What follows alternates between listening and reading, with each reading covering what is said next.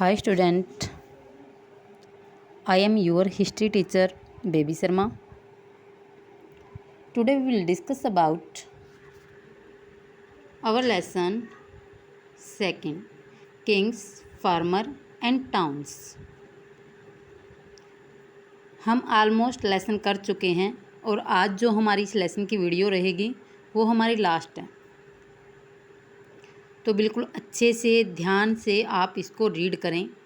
तो जो आज हम डिस्कस कर रहे हैं वो है the anguish of the king, यानी कि राजा की वेदना। वेदना क्या होती है? पीड़ा, दर्द, कि राजा का क्या दर्द है, उसे क्या पीड़ा थी, वो चीज़ हम इसमें पढ़ेंगे। व्हेन द किंग देव नाम पिया, ये वर्ड बहुत बार आ चुका है आपका लेसन में, देव नाम पिया। और आपको पता है कि कौन से राजा के लिए ये वर्ड यूज हुआ था, देव नाम पिया, पियदसी, तो ये राजा अशोक के लिए। Had been ruling for 8 years the country of the Kalinga, present day coastal Orissa. जो कलिंग है प्रेजेंट डे में ये उड़ीसा के अंदर है, जो तटवर्ती उड़ीसा है। वॉज कन्क्वेड बाय हिम, कि जब देवनाम पियदसी ने अपने शासन के 8 वर्ष पूरे किए तो उन्होंने कलिंग यानी कि जो आधुनिक तटवर्ती उड़ीसा है पर उस पर विजय प्राप्त की। देखो, जो राजा अशोक था काफ़ी महान और शक्तिशाली था। ये किसका ग्रैंडसन था? तो चंद्रगुप्त मौर्य का। तो ये मौर्य वंश से रिलेटेड हुआ। काफ़ी महान, काफ़ी शक्तिशाली, सर्वाधिक प्रसिद्ध शासक ये रहा है, क्योंकि सबसे ज़्यादा हम अशोक के बारे में ही इस लेसन में पढ़ रहे हैं। वैसे तो और भी बहुत सारी डायनेस्टीज इसके अंदर आई हैं, बट सबसे ज़्यादा हम अशोक को रीड कर रहे हैं इसमें, क्योंकि ये देव नाम पियदसी कोइंस के ऊपर लिखी हुई चीज़ें उसकी मिली हैं, जो एक प्रकार से इसके टाइटल हैं। तो इसने बहुत सारे राज्यों को जीता और अपने साम्राज्य का काफ़ी विस्तार किया, और इसका साम्राज्य बहुत दूर दूर तक फैल चुका था। तो जब इसके 8 वर्ष पूरे हुए शासन के, जैसे शासन करते हुए इसको 8 वर्ष हुए, तो 8 वर्ष पूरे हुए तो कलिंग था उड़ीसा के अंदर, उस कलिंग का युद्ध इसने किया और उस युद्ध को जीत लिया। जीतने के पश्चात जब उसने देखा कि धरती पर काफ़ी रक्तपात है, चारों तरफ खून ही खून है, तो उसने काफ़ी, उसका हृदय द्रवित हुआ, वेदना से भर गया, काफ़ी पीड़ा हुई उसे इस चीज़ के बारे में। तो उसको ये लगा कि नहीं, मैंने ऐसा करना ही नहीं चाहिए था। ये स्टोरी मैंने पहले भी आपको लेसन स्टार्टिंग से पहले भी सुनाई थी, अब भी मैं आपको इसमें विस्तार से बता रही हूँ, क्योंकि वही बातें अभी यहाँ पर आ चुकी हैं। तो उसने उसी टाइम अपने अस्त्र शस्त्र जो धारण किए हुए थे उसने उनका त्याग कर दिया और कहा कि आज के पश्चात मैं कभी युद्ध नहीं करूँगा। तो कलिंग का जो युद्ध था वो अशोक का अंतिम युद्ध था, जिसको उसने जीता था, और इस युद्ध के पश्चात ही इसने युद्ध का त्याग कर दिया था। तो आपसे क्वेश्चन पूछ लिया जाता है कि कौन से युद्ध के पश्चात युद्ध का त्याग अशोक ने कर दिया था? तो कलिंग कितने वर्ष बाद लड़ा गया था उसके शासन करते हुए? तो 8 वर्ष पश्चात लड़ा गया था। कलिंगा है कहाँ पर?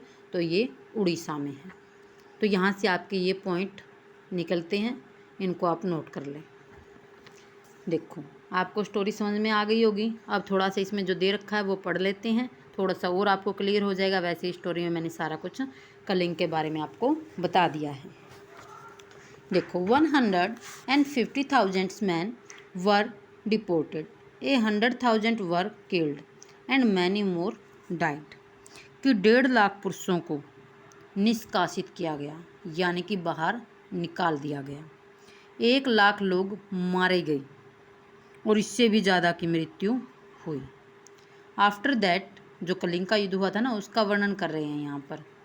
After that, now that the country of the Kalingas has been taken, Devnampiya is devoted to an intense study of Dham, to the love of Dham, and to instructing the people in धम। कलिंग पर शासन स्थापित करने के बाद देवनामप्रिय जो अशोक था धम के गहन अध्ययन, धम के स्नेह और धम के उपदेश में डूब गए। यानी कि इस कलिंग युद्ध के पश्चात अब उसने ऐसा रास्ता अपनाया कि मैं किसी व्यक्ति को किसी प्रकार का कोई दुख नहीं पहुंचाऊंगा। उसने ना बहुत सारे अध्यादेश भी ऐसे जारी किए जिसमें अलग अलग बातें उसने बताई। जैसे मैं कुछ एक बता देती हूँ आपको वैसे, लेकिन यहाँ आपकी बुक में आपके क्वेश्चन के लिए वो चीज़ें नहीं हैं।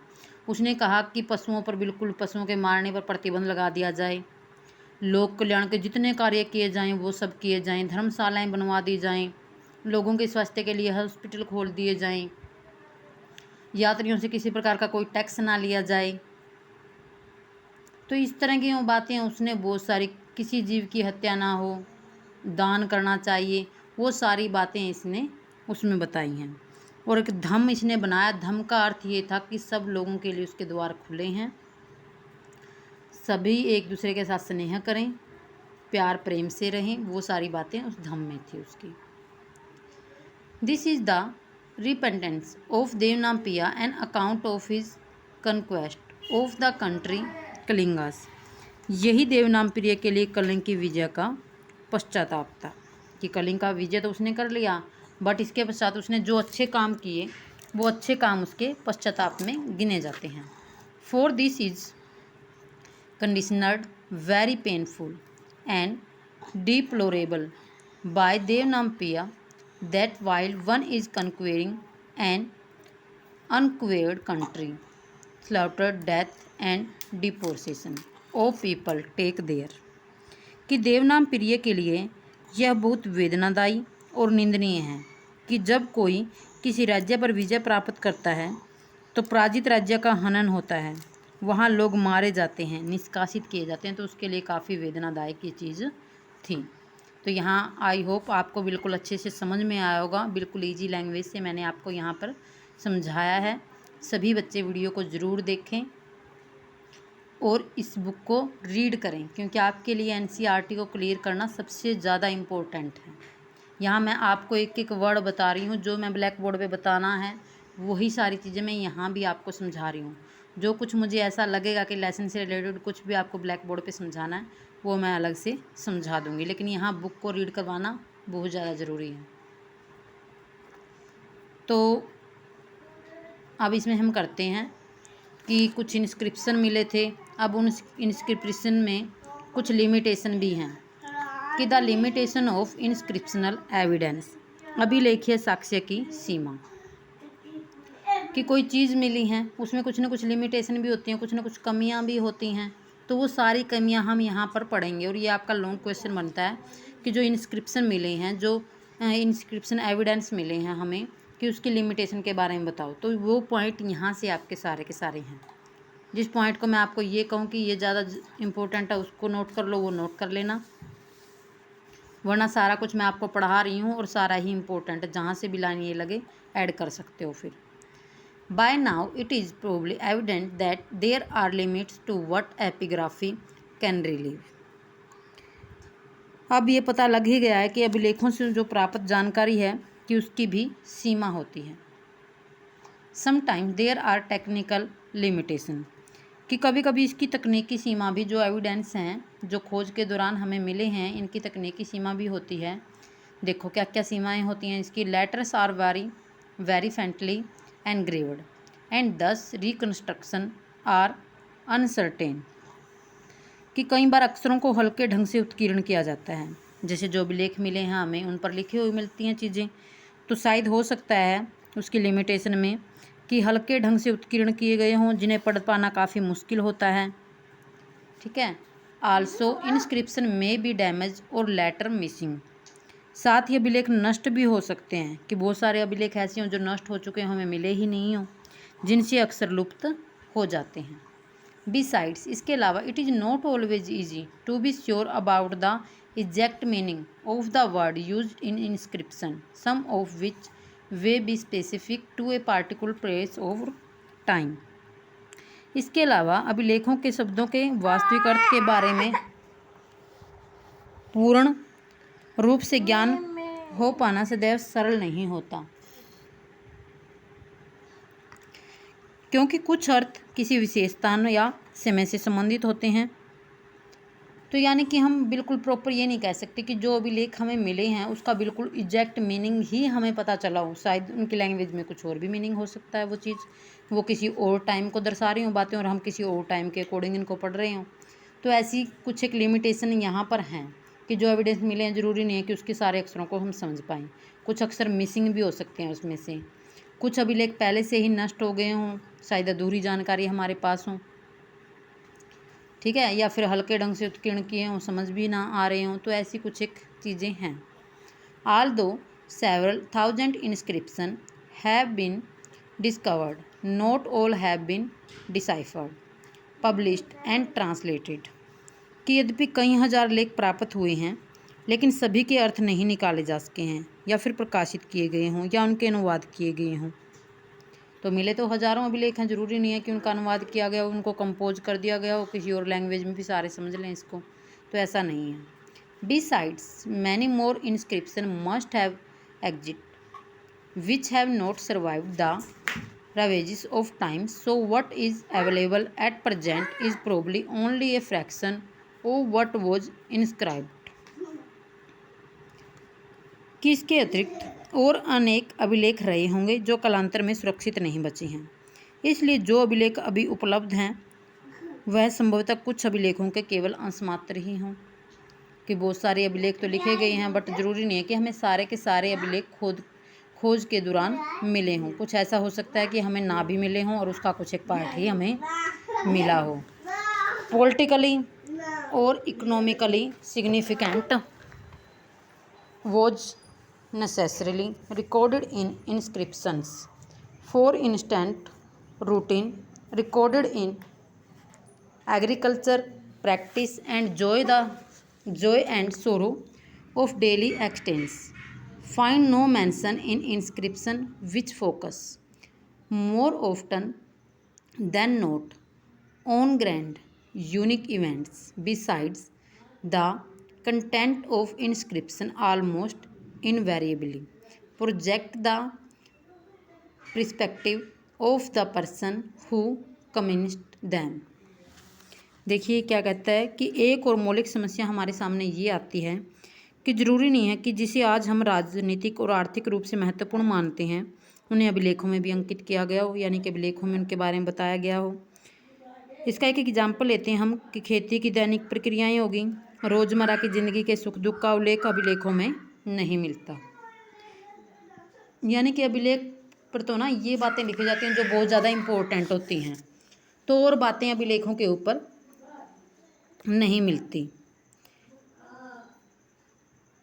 क्योंकि प्राय अभिलेख बड़े और विशेष अवसरों का ही वर्णन करते हैं। अब डेली वेज की देखो हर रोज़ की घटनाएं क्या क्या होती हैं, वो सारी बातें उसके ऊपर कभी नहीं लिखी जाती। इसके ऊपर तो अभिलेखों पर केवल राजा के गुणगान का उल्लेख किया जा सकता है या फिर उसने कोई दान दिया है, उन सब बातों को लिखा जा सकता था। इसके अलावा हमेशा उन्हीं व्यक्तियों के विचार प्रकट किए जाते थे जो उन्हें बनवाते थे। As such they need to be just proceed with the other perspective so as to arrive at a better understanding of the past.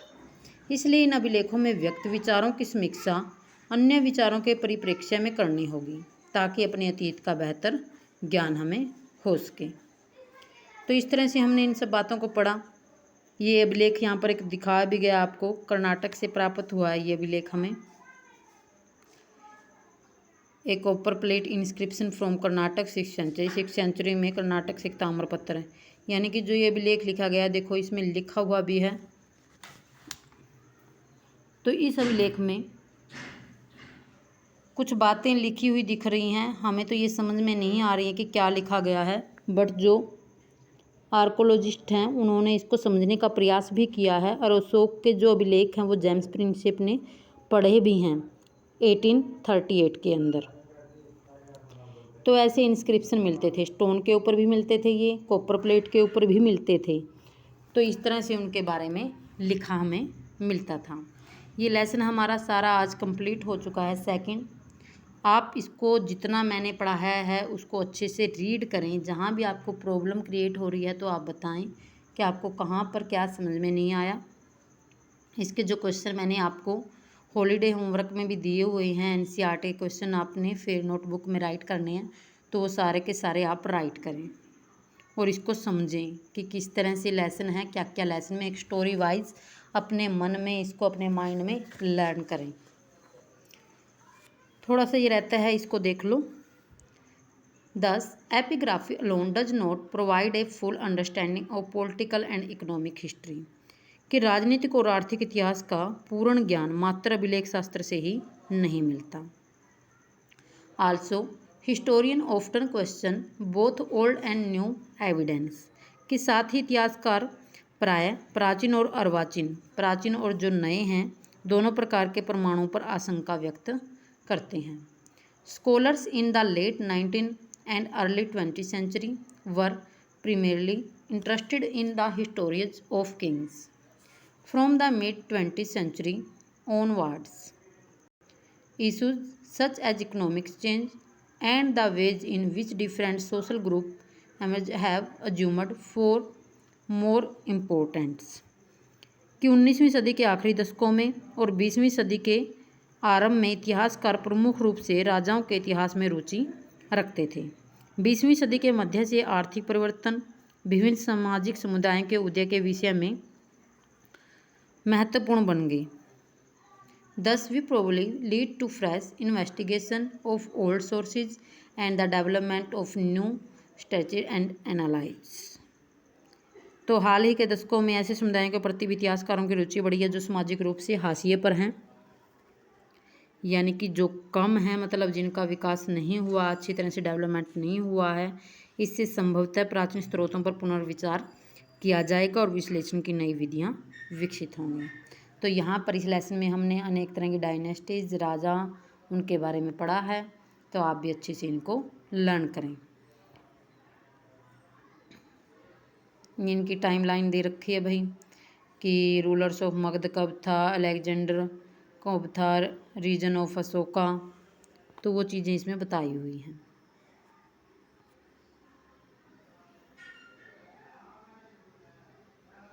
देखो ये डेट दे रखे हैं, ये डेट आपको याद करनी है। First issue of Epigraphia indica,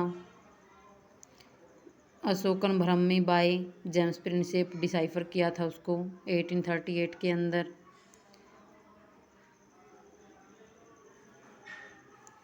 एक ये बुक मिली है finding of the Asiatic Society Bengal के अंदर।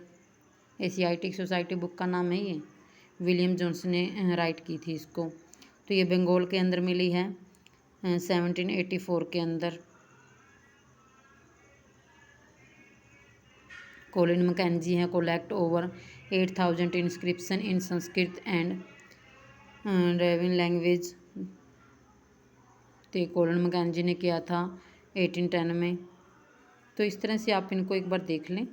आगे ये आपके क्वेश्चन हैं एनसीईआरटी के, इनको अच्छे से सारे के सारे क्वेश्चन मैं आपको बता चुकी हूँ कि किस तरह से ये फीचर्स दे रखे हैं महाजनपद के।